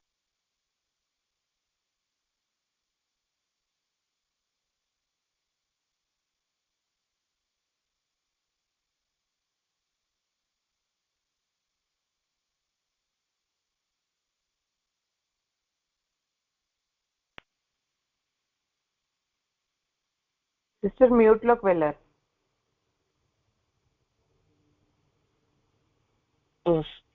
సారీ ఓకే. మనం ఈ దుఃఖాన్ని మనం అధిగమించలేకపోతున్నాం. అయితే ఈ బాధని, నాకెందుకు ఇట్లా అన్యాయం అయింది, దీన్ని మనం అధిగమించలేకపోతున్నాం. ఇది మనం జయించినట్లయితే అప్పుడు మనకేం చేస్తారంటే దేవుడు ఆయనతో పాటు ఆయన సింహాసనం మీద కూర్చునే అవకాశాన్ని మనకిస్తారు. సింహాసనం మీద కూర్చోవటం అంటే ఏంటండి, ఇప్పుడు మనం పరలోకంకి వెళ్ళి సింహాసనం మీద కూర్చోవటమా? ఆయనతో పాటు పరలోకంలో అందరూ ఈక్వలే. కొండ మీద, ఇప్పుడు శిలువ మీద చివర్లో ఆ పక్కన దొంగ కూడా పరలోకానికి వెళ్ళాడు, మనం పరలోకానికి వెళ్తున్నాం. అప్పుడు ఏంటి తేడా? ఇంకా ఎవరైనా జీవితకాలం చెడుతనం చేశాడు ఆ దొంగ, చివర్ల దేవా నన్ను జ్ఞాపకం చేసుకో అన్నాడు, పరలోకానికి వెళ్ళాడు. మనం ఎందుకు మన జీవితకాలం ఎక్కడ తప్పులు చేస్తున్నాం సరి చేసుకుని నీతివంతులుగా మనం బ్రతకాలి? మనం కూడా చివర్లో మనం నన్ను క్షమించుదేవా అనొచ్చు కదా చచ్చిపోయేటప్పుడు. మరి ఎందుకు జయించండి అంటున్నాడు దేవుడు? ఎందుకంటే మన సింహాసనం మీద కూర్చునేది ఈ లోకంలో, ఇక్కడ మనకు వాళ్ళందరి మీద ఆధిపత్యం ఇస్తాడు దేవుడు, ఇక్కడ మనల్ని గణపరుస్తాడు అనమాట. పరలోకంలో అందరం ఈక్వల్ గానే ఉంటాం, కానీ ఈ లోకంలో ఇప్పుడు బ్రతికున్నప్పుడు మనల్ని ఎవరైతే బాధ పెట్టారో వాళ్ళకంటే మనల్ని హెచ్చిస్తాడు. మన సింహాసనం మీద కూర్చొని పెట్టినట్టుగా మనం ఏం అడిగితే, మనం ఇది జరుగును గాక అంటే జరిగేలాగా, మన స్వస్థత కోసం ప్రార్థన చేస్తే వాళ్ళకి స్వస్థత కలుగుతుంది. వాళ్ళకి రక్షణ కోసం మనం ప్రార్థన చేస్తే మనం ఏమంటే మనమే ఒక రూలర్ లాగా, ఒక నాయకుడు లాగా మనం ఎట్లా నడిపిస్తే వాళ్ళు అట్లా నడిపింపబడతారు. అలా రాజులాగా ఏలేటువంటి అవకాశం మనకి దేవుడు ఆయనతో పాటు ఆయన సింహాసనం మీద కూర్చునే అవకాశాన్ని మనకి ఇస్తున్నారంట. అయితే మనం ఈ అవకాశాన్ని ఎందుకని పొందుకోలేకపోతున్నాం? ఇప్పుడు కొంత గురించి ప్రార్థన చేస్తున్నాం, జరగట్లేదు. మరి మనం ఏదో పరిచయంలో పెరగాలనుకుంటున్నాం, ఏదో ఒక విధంగా పెరగాలనుకుంటున్నాం, కానీ మనం ఇంకా ఇక్కడే స్టక్ అయిపోయాం.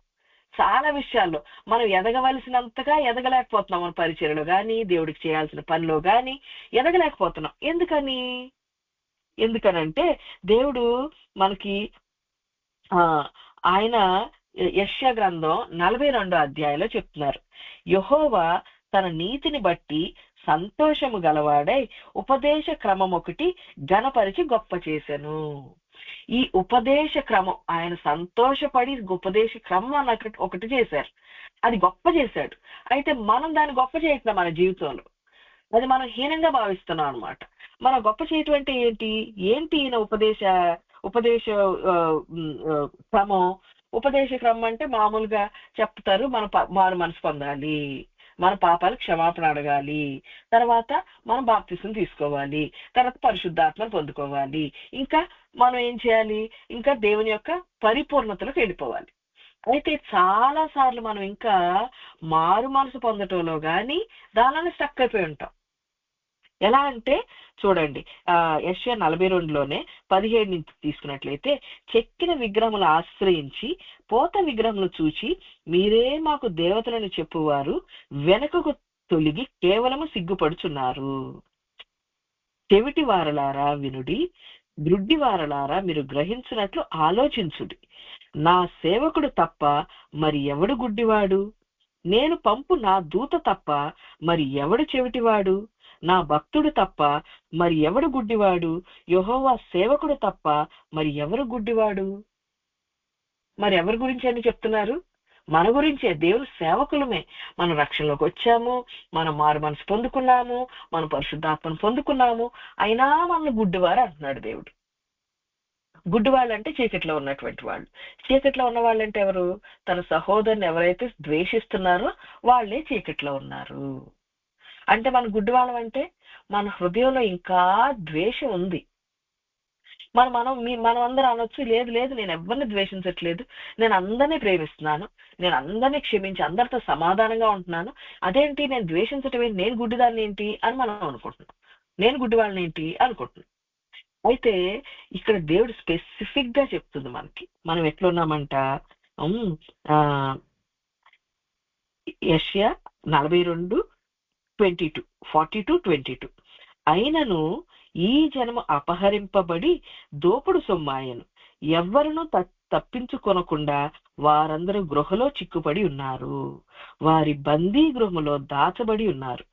దోపుడు పాలైరి, విడిపించువాడెవ్వడనూ లేడు, అపహరింపబడిరి, తిరిగి రప్పించమని చెప్పువాడెవ్వడనూ లేడు. అయితే మనందరం ఒక బందీ గృహంలో, ఒక చెరలో ఉన్నామంట. మనం అనొచ్చు, లేదు లేదు నేను ఏ బందీ గృహంలోనూ లేను, నేను ఫ్రీ అనొచ్చు. కానీ దేవుడు మనం ఒక బందీ గృహంలో చిక్కుబడిపోయాం, అపహరించబడిపోయాం. ఎలా అంటే ఇప్పుడు మనం ఈ రోజు కీర్తనలో మనం విన్నాం, మన బ్యాక్ అంతా కూడా సారలు పడేలాగా వాళ్ళు నన్ను దున్నేశారు అని. అయితే సిస్టర్ గారు వాక్యంలో చెప్పినప్పుడు కూడా చెప్పారు, చిన్న వయసు నుంచి చాలా కష్టాలు అనుభవించారు ఈ గ్రూప్ లో ఉన్న వాళ్ళు అని. అయితే ఈ గ్రూప్ లో ఉన్న వాళ్ళు చాలా కష్టాలు అనుభవించి వాటిని ఏం చేశారు, దాన్ని అధిగమించి పైకి వచ్చారు, దేవుని ఆశ్రయించి. మనందరం కూడా దేవుడి దగ్గరికి వచ్చి బాగా ప్రార్థన చేస్తూ మళ్ళీ ఇది మారు ఇది మారు ఇది మారు అని చెప్పినప్పుడు, నువ్వే సరి చేసుకో అన్నప్పుడు మనం అందరం ఏం చేసామంటే మన తప్పులు సరి చేసుకుని, మన ఆలోచన విధానాన్ని సరి చేసుకుని, ప్రతిదాన్ని సరి చేసుకుని మనం ఇక్కడ దాకా దేవుడిలోకి వచ్చాం. అయితే ఇప్పుడు దేవుడు ఏం చెప్తున్నాడంటే మనకి డీప్, అంటే మనకి అయిన గాయాల గురించి, మనం ఇన్ని రోజులు పడిన బాధ గురించి, ఎవరైతే మనల్ని బాగా బాధ పెట్టారో వాళ్ళ గురించి మనమైతే ఏం చేస్తున్నామంటే ఆ బాధను పక్కకు తోసేస్తున్నాం, వాళ్ళని క్షమించాం, ఆ బాధను పక్కకు తోసేస్తున్నాం, పర్వాలేదు ఇట్స్ ఓకే అని చెప్పేసి నేను దాని మీద మనసు పెట్టను, దేవుడి మీద మనసు పెడతాను అనుకుంటున్నాం. అయితే నిజంగా గనక మనకి ఎవరైతే బాగా బాధ పెట్టి చాలా సంవత్సరాలు మనల్ని చాలా ఇబ్బంది పెట్టి వాళ్ళ వల్ల మనం ఎన్నో గాయాలు అనుభవించి మన జీవితంలో దుఃఖాన్ని అనుభవించి నష్టపోయామో, అది ఎవరైనా అయి ఉండొచ్చు. చాలా సార్లు అది కుటుంబీకులే అయి ఉండొచ్చు, సొంత వాళ్ళే అయి ఉండొచ్చు, భర్త వల్ల చాలా మంది చాలా, అంటే అది వాళ్ళు కొడుతున్నారు తిడుతున్నారని కాదు, కానీ మానసికంగా కానీ చాలా నలిగిపోయిన పరిస్థితిలో ఉండేవాళ్ళు ఉంటారు. కొందరు అత్తమామల వల్ల బాగా నలిగిపోయిన పరిస్థితిలో ఉండేవాళ్ళు ఉంటారు. లేకపోతే ఎవరైనా బంధువుల వల్ల, సొంత వాళ్ళ వల్ల, కొందరు తల్లిదండ్రుల వల్ల కూడా బాగా బాధపడిన వాళ్ళు ఉంటారు. లేకపోతే బ్రదర్స్ అండ్ సిస్టర్స్, అన్న తమ్ముళ్ళు అక్క చెల్లెల వల్ల కానీ, లేకపోతే హస్బెండ్ వైపు నుంచి కానీ, వైఫ్ వైపు నుంచి కానీ, brother in laws, sister in laws, వీళ్ళ వల్ల కానీ చాలా సంవత్సరాలు బాధను అనుభవించి ఆ బాధ అంతటిని పక్కన పెట్టి ఇప్పుడు దేవుడి వైపు చూస్తున్నాం. లేకపోతే మనకి ఇంకెవరైనా అన్యాయం చేశారేమో జీవితంలో, ఆ అన్యాయాన్ని అంతటిని లేదు నేను పక్కకి పెడతానని. అయితే ఈరోజు దేవుడు ఏం చెప్తున్నారంటే మనం కనుక నిజంగా మనకి ఎవరైతే అన్యాయం చేశారో వాళ్ళ గురించి నువ్వు క్షమాపణ అడుగు, వాళ్ళ గురించి నన్ను బతిమాలాడుకో అని దేవుడు చెప్పాడు అనుకోండి. మనం ఒక్కొక్క తప్పు వాళ్ళ గురించి, వాళ్ళు ఇట్లా చేశారు దేవా క్షమించు, వాళ్ళు ఇలా చేశారు క్షమించు, వాళ్ళు ఇలా చేశారు క్షమించని వాళ్ళు చేసినంతా జ్ఞాపకం చేసుకుని మనం క్షమాపణ అడుగుతున్నప్పుడు నిజంగా మనం అడగాల్సి వస్తే ఒక్కొక్కసారి మనమే క్షమించలేం వాళ్ళు మనకు చేసినవి. ఆ బాధ అంతా మళ్ళీ ఫ్రెష్ గా వస్తుంది. ఫ్రెష్ గా పెయిన్ అంతా ఫీల్ అవుతాం. ఇన్ని రోజులు తీసి పక్కన పెట్టేసాం, దాసేసాం, మంచం కింద తోసేసాం. అయితే ఇప్పుడు నిజంగా వాళ్ళ గురించి క్షమాపణ అడగాల్సి వచ్చినప్పుడు ఏమవుతుంది, ఆ పెయిన్ అంతా బయటకు వస్తుంది అనమాట. ఎంత బాధపడ్డాను, ఎంత బాధ పెట్టారు వీళ్ళు అని ఆ గాయం మళ్ళీ ఫ్రెష్ గా, మళ్ళీ అంతా పెయిన్ మనకు బయటకు వస్తుంది.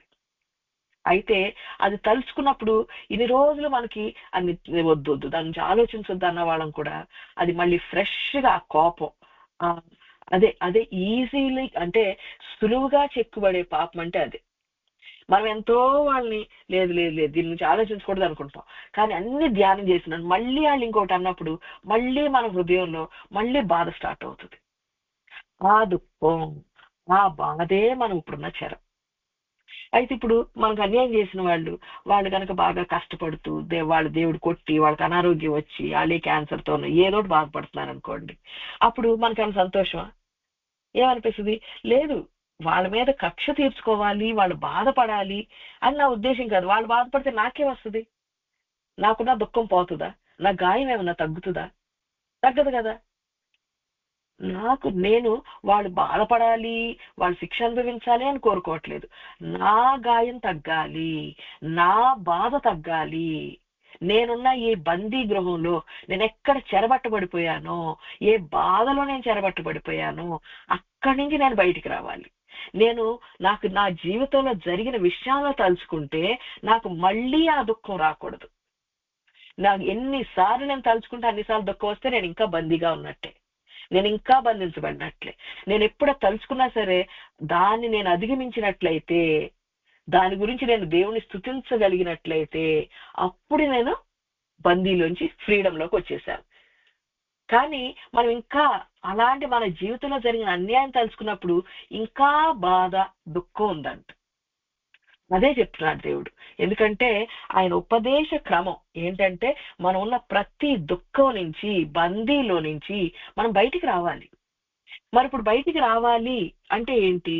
మనం దేవుని చిత్తం చేసే వాళ్ళలాగా ఉండాలి. ఎట్లా? యోహాను సువార్త 6వ అధ్యాయం 38వ వచనం, నా ఇష్టము నెరవేర్చుకున్నటకు నేను రాలేదు, నన్ను పంపిన వాని చిత్తము నెరవేర్చుకున్నటకే పరలోకం నుండి దిగి వచ్చితిని. ఇలా యేసుక్రీస్తు వారైతే నా చిత్తాన్ని చేసుకోవడానికి రాలేదు. ఇప్పుడు మనమేమనుకుంటున్నాం, నేను ఇంకా ఈ బాధలోనే ఉంటాను, ఇంకా ఈ దుఃఖంలోనే ఉంటాను, అది బయట పడలేకపోతున్నాం. ఉండాలి అనే ఆశ లేదు, కానీ బయటికి రాలేనటువంటి బలహీనత. ఇప్పుడు మనం ఏం చేయాలి? మనం దేవుడి దగ్గరికి రావాలి. వచ్చి, దేవా నాకు ఇంత గాయం జరిగింది, ఇంత బాధ నా జీవితంలో నేను అనుభవించాను. అయితే ఈ నా గాయాన్ని మాన్పు వాడవు నువ్వే.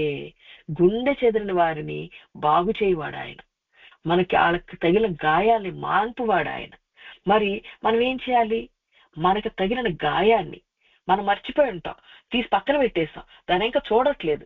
కానీ అది తలుచుకున్నప్పుడైనా ఆ ఎక్స్పీరియన్స్ ని మనం ముట్టినప్పుడు వచ్చే బాధ దేవుడి దగ్గర తీసుకెళ్ళి మనకు జరిగిందంతా ఆ బాధ అంతా దేవుడికి చెప్పుకుని, నేను ఈ బాధని జయించాలనుకుంటున్నాను, జయించే శక్తిని నాకు ఇవ్వు, ఈ గాయానికంటే నేను ఇంకా పైకి ఎదగగలగాలి. ఐ హ్యావ్ టు ఓవర్కమ్, అంటే I have to go beyond this. దీనికంటే ఇది ఒక పర్వతంలాగా ఉందనుకోండి, నేను దీన్ని అధిగమించాలి, నా బాధని, దీనికి పైకి వెళ్ళాలి, దీని గురించి దేవా నీకు స్తోత్రం అని చెప్పగలిగేనంత శక్తి నాకు ఇవ్వయ్యా. అది ఈరోజు మనం పొందుకోవాలి. అలా మనం పొందుకున్నట్లయితే మనం చెరలో నుంచి బయటకు వచ్చినట్టు, బందీ గృహం నుంచి బయటకు వచ్చినట్టు. అలా రావాలనేది దేవుని యొక్క ఉద్దేశం. చూడండి, అలా రావాలి మనం. అది ఆయన ఉపదేశ క్రమం. అది దేవుడు గొప్ప చేసి గణపరిచింది. ఏంటి? మనం ఏ బందీ గృహంలో ఉన్నామో, ఏ దుఃఖంలో ఉన్నామో బయటకు రావాలి.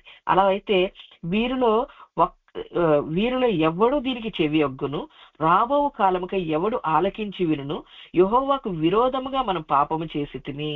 ఇప్పుడు మనం ఈజీగా చిక్కుబడిపోయే పాపాలు ఏంటంటే ఇది మనం దేవుడి దగ్గరికి వెళ్ళి ఆ గాయాన్ని మాన్పు అని మనం అడగట్లేదు, దాన్ని ఇంకా అలాగే ఉంచుతున్నాం. ఎక్కడో మనం దాని నుంచి ఆలోచించట్లేదు, తోసేసాం మంచం కిందకి, అది మళ్ళీ పైకి రానివ్వట్లేదు. కానీ ఈ రోజు మనకు జరిగిన గాయాన్ని అంతటినీ దేవుడి దగ్గర తీసుకొచ్చి మనం ఏం చేయాలి? ఆ అది ఆ కోపం నాలో ఉందయ్యా, ఆ దుఃఖం నాలో ఉందయ్యా, దయచేసి దీన్ని క్షమించు, దీన్ని నేను అధిగమించాలి, ఈ బాధ నుంచి నాకు స్వస్థత దయచే, నా గాయాన్ని నువ్వే మాన్పు అని మనం దేవుడి దగ్గర వేడుకోవాలి. అప్పుడు మనం ఏమవుతాం, యెహోవాకు విరోధంగా మన పాపం చేసింది, ఈ గాయాన్ని ఇంకా ఉంచుకోవటమే మన పాపం. వారు ఆయన మార్గములో నడవనొల్లకపోయిరి, ఆయన ఉపదేశమును వారు అంగీకరింపకపోయిరి. యాకోబు దోపుడు సొమ్ముగా అప్పగించిన వాడు, దోచుకుని వానికి ఇశ్రాయేలు అప్పగించిన వాడు యెహోవాయే కదా. మనకున్న ఈ దుఃఖం వల్ల ఏమవుతుందంటే, ప్రతిసారి ఈ బాధ వల్ల ఇంకేదైనా జరిగినప్పుడు, ఇంకేదైనా చిన్న అన్యాయం జరిగినప్పుడు కూడా మనకు మళ్ళీ ఆ కోపం అంతా వస్తుంది, మళ్ళీ ఆ ఫ్రస్ట్రేషన్ అంతా వస్తుంది, చిన్న చిన్న విసుగులు వచ్చేస్తాయి. మనం ఆ దుష్టత్వం నుంచి బయటికి రాలేకపోతున్నాం. ఇప్పుడు మనం ఏం చేయాలంటే, దేవుడు నీ చిత్తాన్నే చేయటానికి నేను వచ్చాను అంటే, ఆయన చిత్తం ఏంటి? ఉపదేశ క్రమంలో మనం ఉండటం. దేవా, ఈ దుఃఖాన్ని నేను అధిగమించాలి అని ఈరోజు ఎవరైతే దేవుడి దగ్గర ఆ దుఃఖాన్ని నుంచి మనం బయటపడే వరకు, యేసుక్రీస్తు వారు ఎలాగైతే ఆలోచించారో ఆయనలాగా మనం ఆలోచించే వరకు దీని దేవుడి దగ్గర పెట్టి జయించడానికి ప్రయత్నించాలి. మనకి అభ్యాసం ఉంది, ఎన్నో విషయాలు జయించడానికి దేవుడి దగ్గర బాగా పోరాడి జయించాం. మరి ఈ విషయాన్ని ఎందుకు జయించట్లేదు? ఇది జయిస్తే మనకు దేవుడు అధికారం ఇస్తానంటున్నాడు. ఈ బాధనంతా నువ్వు అధిగమించగలిగితే, నీ హృదయంలో దుఃఖాన్ని అధిగమించగలిగితే, నీకు జరిగిన అన్యాయాన్ని నువ్వు అధిగమించగలిగితే, దేవుడితో కూడా సింహాసనం మీద కూర్చునేటువంటి అవకాశం దేవుడిస్తాడంట. మరి మనం ఇప్పుడు వాళ్ళకి ఎవరైతే అన్యాయం చేశారో వాళ్ళ కోసం మనం ప్రార్థన చేయాలి, వాళ్ళకి రక్షణ కోసం ప్రార్థన చేయాలి. మనం చేయలేకపోతున్నాం, మనస్ఫూర్తిగా చేయలేకపోతున్నాం. మరి మనకున్న ఏదైతే ఆ బ్లాక్ ఏది ఉందో దాన్ని మనం జయించగలగాలి. ఆ కోపాన్ని, ఆ ఫ్రస్ట్రేషన్ ని, నాకు జరిగిన అన్యాయాన్ని, నా లైఫ్ లో పోయిన ఇన్ని సంవత్సరాలు నా లైఫ్ లో పోయినాయి, ఇంత వేస్ట్ అయిపోయింది నా లైఫ్ లో, ఇన్ని సంవత్సరాలు నా ప్రైమ్, నేను యూత్ లో ఉన్న టైం అంతా వీళ్ళ వల్ల నాకు వ్యర్థం అయిపోయింది అని ఎంతో బాధ. అయితే నేను ఇప్పుడు ఇలాంటి విషయం వచ్చినప్పుడు నేను అబ్రహాం గురించి ఆలోచిస్తాను. అబ్రహాం మామూలుగా ఎవరైనా పిల్లలతో ఎన్ని సంవత్సరాలు ఉండాలనుకుంటా, 50 years, పిల్లలకు 50, 60 వరకు వచ్చే వరకు మనం బతుకుంటే అదే పెద్ద గొప్ప. అయితే అబ్రహాంకి 75 years వచ్చాడు దేవుడి దగ్గరికి. 100 years ఇచ్చాడు దేవుడు, అంటే 25 ఏళ్ళు వెయిట్ చేశాడు అనమాట. వెయిట్ చేస్తే అబ్రహాం గనక 125 ఏళ్లకో చనిపోయి ఉంటే గనక, అయ్యో పాపం, కొడుకు చిన్నగా ఉన్నప్పుడే చనిపోయాడే అనొచ్చు. కానీ దేవుడు ఎంత ఆశీర్వదించాడంటే 175 ఏళ్ళు బతికాడు అబ్రహాం. అంటే ఇస్సాకు 75 years వచ్చే వరకు బతికాడు అనమాట. అయితే ఇస్సాకు పిల్లలిద్దరికి 15 years వచ్చినాయి. అంటే యాకోబు, ఈసావులు కూడా వాళ్ళతోటి 15 years అంటే బాగా మాట్లాడి కొంచెం అంటే తెలివిగా ఉంటారు కదా, ఆ వయసు వరకు వాళ్ళు చూడగలిగాడు అబ్రహాం, వాళ్ళతో అనుభవించగలిగాడు. అంటే ఆయనకు ఆశీర్వాదం ఎక్కడా పోలేదు. అయితే ఈరోజు మనం, నా లైఫ్ లో ఉన్న ఈ టైం అంతా పోయింది, ఇన్ని ఇయర్స్ పోయినాయి నా లైఫ్ లో అని అనుకుంటే, దేవుడు ఇవన్నిటినీ కూడా తిరిగి ఇవ్వగలిగిన దేవుడు. దీనికంటే నువ్వెంత కోల్పోయావో, కోల్పోయిన దానికంటే అధికంగా ఆశీర్వదించగలిగిన దేవుడు. నువ్వు ఎన్ని సంవత్సరాలు దుఃఖంలో ఉన్నావో అంతకంటే ఎక్కువ సంవత్సరాలు నువ్వు ఆనందించేటువంటి జీవితం ఇవ్వగలిగిన దేవుడు, దానికి సమర్థుడైన దేవుడు, నీ ప్రతి గాయాన్ని మాన్పగల దేవుడు, అంత శక్తివంతుడు ఆయన. అది ఆయన ప్రభావం. అయితే మనం ఈరోజు ఎలా ఉండాలంటే, ఆ ప్రభావాన్ని ఎదికే వాళ్ళలాగా ఉండాలి. ఎందుకని? మన దేవుడు ఊరికే పిలవలేదు, మనం ఊరికే ఈ ప్రేయర్ లైన్లోకి రాలేదు, ఊరికే దేవుని తెలుసుకోలేదు, ఊరికే అన్యాయం మన జీవితంలో జరగలేదు. ఎందుకు జరిగిందంటే, రోమా 8:29 ఎందుకనగా తన కుమారుడు అనేక సోదరుల జ్యేష్ఠుడగునట్లు దేవుడు ఎవరిని ముందుగా ఎరిగెనో వారు తన కుమారునితో సారూప్యము గలవారొకటకు వారిని ముందుగా నిర్ణయించెను. అంటే దేవుడంట మనందరికంటే జ్యేష్ఠుడు, ఫస్ట్ మన ఇంట్లో పెద్దవాడు ఎవరంటే యేసుక్రీస్తు వారు. అయితే యేసుక్రీస్తు వారు అందరిలో పెద్దవాడు అవటానికి మనం దేవుడు ఎవరెవరైతే నా కుమారులాగా అవుతారు, వీళ్ళ నైజం కూడా నా కుమారులాగానే ఉంది అని చెప్పి అనుకున్నారో వాళ్ళందరినీ కూడా దేవుడు ముందే ఏం చేసుకున్నాడంట, ముందే నిర్ణయించాడంట, వీళ్ళు నా కుమారులాగా అవ్వాలి, వీళ్ళు నా కుమారులాగా అవ్వాలి. మనం ఎప్పుడు నిర్ణయించబడ్డామంటే, మనం ఎఫెసీ 1వ అధ్యాయం చూసుకున్నట్లయితే, మనం మన ప్రభు అయిన యేసుక్రీస్తు తండ్రికి ఆయన క్రీస్తు యందు పరలోక విషయంలో ఆత్మ సంబంధమైన ప్రతి ఆశీర్వాదమును మనకు అనుగ్రహించెను. ఎట్లనగా తన ప్రియుని యందు తాను ఉచితముగా మనకు అనుగ్రహించిన తన కృపామహిమను కీర్తి కలుగునట్లు తన చిత్త ప్రకారమైన దయా సంకల్పం చొప్పున యేసుక్రీస్తు ద్వారా మనకు కుమారులుగా స్వీకరించుటకై మనలను ముందుగా తన కోసం నిర్ణయించుకొనెను. ఎప్పుడండి? మనము తన ఎదుట పరిశుద్ధులమును నిర్దోషులై ఉండవలెనని జగత్తు పునాది వేయబడక మునిపే ప్రేమ చేత ఆయన క్రీస్తులో మనల్ని ఏర్పరచుకొనెను. ఆయన జగత్తుకు పునాది వేయకముందే, అంటే క్రియేషన్ చేయకముందే, అప్పుడే ఆయన మనల్ని ఎవరెవరు నా కుమారులాగా అవ్వాలి, ఎవరెవరు నా కుమారులాగా అవ్వాలి, ఈ మనిషి ఈ మనిషి ఈ మనిషి అని మనందరినీ దేవుడు క్రియేషన్కి ముందే చూస్ చేసుకున్నాడంట. మనం అందరం ఆయన లిస్ట్ లో ఉన్నాం. అయితే ఆయన లిస్ట్ లో ఉన్న వాళ్ళని దేవుడు ఏం చేశారంటే ఎవరైతే ఆయన కుమారులాగా అవుతారో వాళ్ళని ఆయన ముందే ఎరిగి ఉన్నాడు కనుక ఏం చేశాడంటే మనం మరియు ఎవరిని ముందుగా నిర్ణయించానో వారిని పిలిచాను. మనం ముందుగానే నిర్ణయించాడు, జగత్తు పునాదికి ముందే. అందుకని ఇప్పుడు మనం పిలిచాడు అనమాట.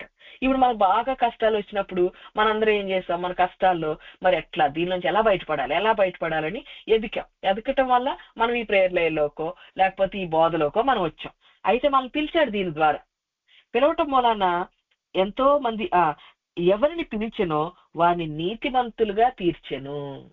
మనందరం పిలవబడిన తర్వాత మరి ఎట్లా దేవుడి చిత్తం చేయాలి, దేవుడు ఏం చెప్తున్నాడు ఎట్లా చేయాలి అని మనకు ఒక్కొక్కటి నేర్పించాడు. సిస్టర్ గారు చెప్పినట్టుగా నువ్వు ఇది మార్చుకో, నువ్వు సరి చేసుకో అని మనందరికీ చెప్పాడు. దేవుడు చెప్పి మార్చాడు. నాకైతే ఒక సంవత్సరం నేను దేవుడిలోకి ఇట్లా వచ్చిన తర్వాత ఈ బోధలోకి ఒక 1.5 years వరకు అన్ని సరి చేసుకుంటా ఉన్నా. ఆ తర్వాత మళ్ళీ ఇంకా చెప్తున్నాడు అనమాట. చెప్తుంటే నాకు ఫ్రస్ట్రేషన్ వచ్చేసింది. ఇంక నా వల్ల కాదు, ఎంత సరి చేసుకున్నా ఇంకా సరి చేసుకో అంటున్నాడు. నా వల్ల కాదు, నేను చేయలేను, ఇంక వదిలిపెట్టేస్తా అనుకున్నా. అయితే ఆ సండేనే వాక్యం చెప్తూ మేడం గారు అన్నారు, సంఘములతో చెప్పు మాట చెవిగల వాడు వినుడు గాక, నీలో ఒక తప్పు ఉన్నది అని. అయినను అనేది దీర్ఘం అండి. మనం చచ్చే వరకు ఆ దీర్ఘం వెళ్తానే ఉంటది. మనం చచ్చే వరకు దేవుడు నీలో ఇంకో తప్పు అని చెప్తానే ఉంటాడు. అయినను అన్నారు. అంటే అప్పుడు నాకు అర్థమైందనమాట, నన్ను ఒక్కదాన్నే తప్పులని చెప్పట్లేదు, అందరికీ చెప్తున్నాడు. అందరికీ చెప్తే నేనెందుకు ఓవర్గా ఫీల్ అవ్వాలి అని చెప్పేసి, సరేదేవా మరి నువ్వు చెప్పింది నేను సరి చేసుకుంటానని మళ్ళీ సరి అయిపోయాను. అలా దేవుడు మనకి ఒక్కొక్కటి చెప్పి నీతిమంతులుగా చేశాడు. తర్వాత నీతిమంతులుగా తీర్చాను. ఎవరిని నీతిమంతులుగా తీర్చానో వారిని మహిమపరిచెను. మనకు పరిశుద్ధాత్మ అభిషేకం ఇచ్చాడు. ఇప్పుడు మనం ఎట్లా అవ్వాలి? మనకి శత్రువులు కూడా ఆయనలాగా మనం కూడా పరిపూర్ణం అవ్వాలి. పరిపూర్ణం అవ్వటం అంటే ఏంటి? మనకి మాథ్యూ 5వ అధ్యాయం చూసుకున్నట్లయితే లాస్ట్ వచనం, మాథ్యూ 5 లాస్ట్ వర్స్ మనకి ఎవరైతే అన్యాయం చేశారో మీ పరలోకపు తండ్రి పరిపూర్ణుడు గనుక మీరును పరిపూర్ణులుగా ఉండెదరు. ఎట్లా పరిపూర్ణులుగా ఉంటాం? ఎలాగంటే ఆయన చెడ్డవారి మీదను మంచివారి మీదను తన సూర్యుని ఉదయింపజేసి నీతిమంతుల మీదను అనీతిమంతుల మీదను వర్షము కురిపించుచున్నాడు. మీరు మిమ్మల్ని ప్రేమించిన వారినే ప్రేమించిన ఎడల మీకేమి ఫలము కలుగును? సుంకర్ను అలాగు చేయుచున్నారు కదా. మీ సహోదరులకు మాత్రమే వందనము చేసిన ఎడల మీరు ఎక్కువ చేయుచున్నదేమి? అన్యజనులను అలాగే చేయుచున్నారు కదా. అయితే ఇంతకు ముందు అయితే 44 Matthew 5th chapter 44th verse, నేను మీతో చెప్పినదేమనగా మీరు పరలోకమందున్న మీ తండ్రికి కుమారులై ఉండునట్లు మీ శత్రువును ప్రేమించుడి, మిమ్ముని హింసించు వారి కొరకు ప్రార్థన చేయుడి. ఇలా చేసినట్లయితే మీ పరలోకపు తండ్రి పరిపూర్ణుడు గనక మీరును పరిపూర్ణులుగా ఉండెదరు. మనం యేసుక్రీస్తు ఒక పరిపూర్ణతలకు రావాలి అంటే మనం ఎవరైతే మన శత్రువులు మనం ప్రేమించాలంట, మనం హింసించిన వారి గురించి ప్రార్థన చేయాలంట. మరైతే మనం ఆ పరిపూర్ణతలోకి రాలేకపోతున్నాం. ఎందుకు రాలేకపోతున్నాం? ఎందుకంటే మన మనసులో ఉన్న బాధ వల్ల, దుఃఖం వల్ల, ఆ ఆరని గాయం వల్ల, మానని గాయం వల్ల మనం రాలేకపోతున్నాం. ఇప్పుడు మనం ఏం చేయాలంటే ఈ వారం ఉపదేశ క్రమం దేవుళ్ళలోకి రావాలి. దేవా నన్ను క్షమించు, ఈ బాధలో నుంచి నేను బయటపడలేకపోతున్నాను, నాకు సహాయం చేయి అని దేవుడి దగ్గరికి మనం వచ్చినట్లయితే ఆయన ఏం చెప్తున్నారంటే, పౌలు భక్తుడు ఎఫెసీ సంఘానికి రాస్తున్నారనమాట. ఏమని?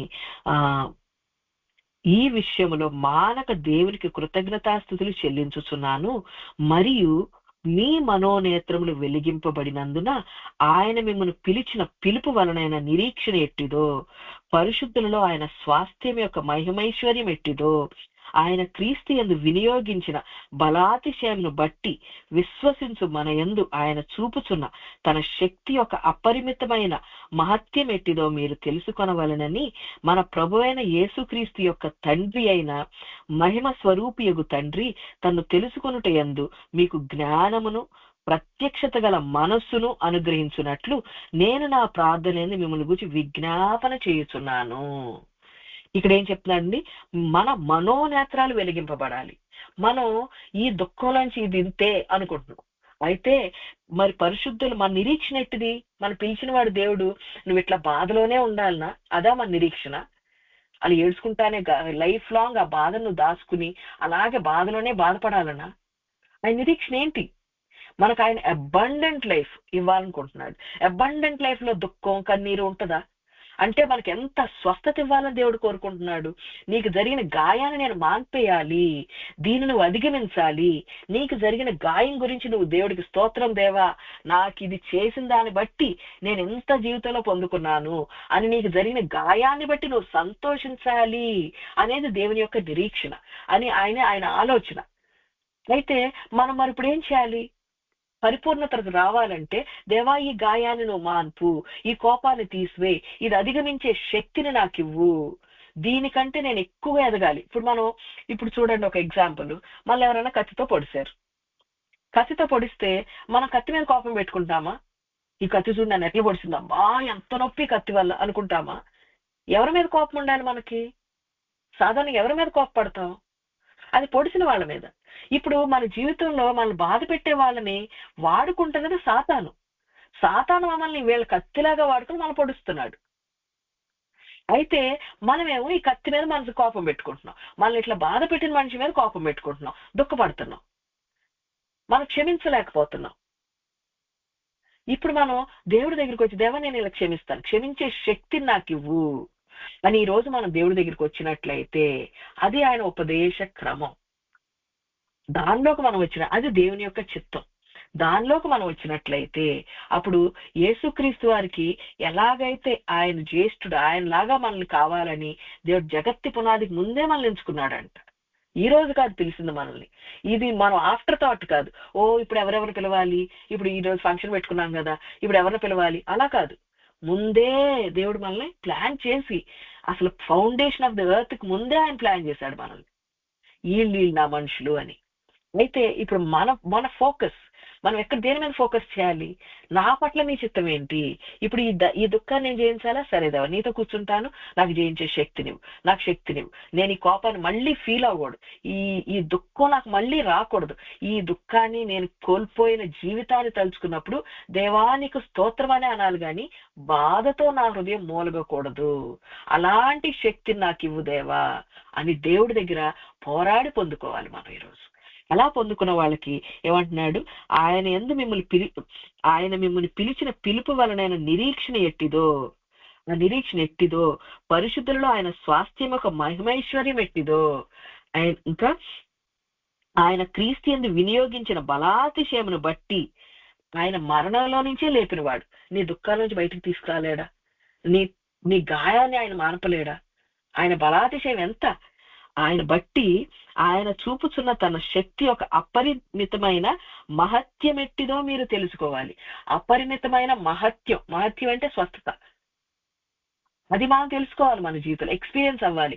ఎంత దుఃఖాన్ని నువ్వు తుడిచేసావు దేవా, అసలు ఇప్పుడు తలుచుకున్నా బాధ ఏట్లేదు అని ఆ మహత్యాన్ని మనం అందరం గ్రహించాలి అనేది దేవుని యొక్క చిత్తం. అయితే అది గ్రహించాలి, అది తెలుసుకోవాలి అంటే మనం ఏం చేయాలి?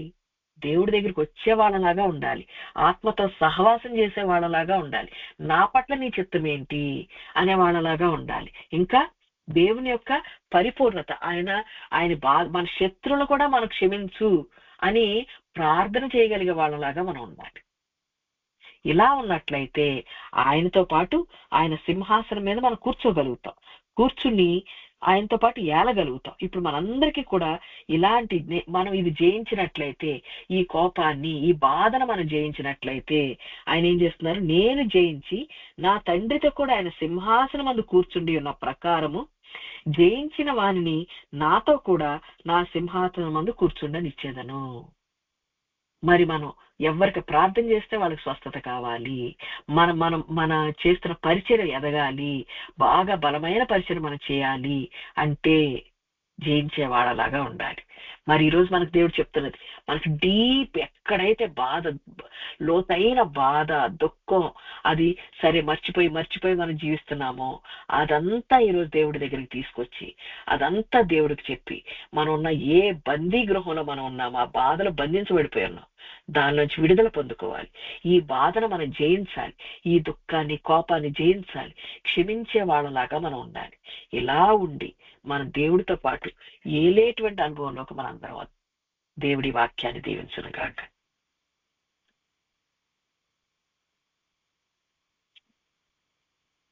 ప్రార్థన చేసుకుందామండి.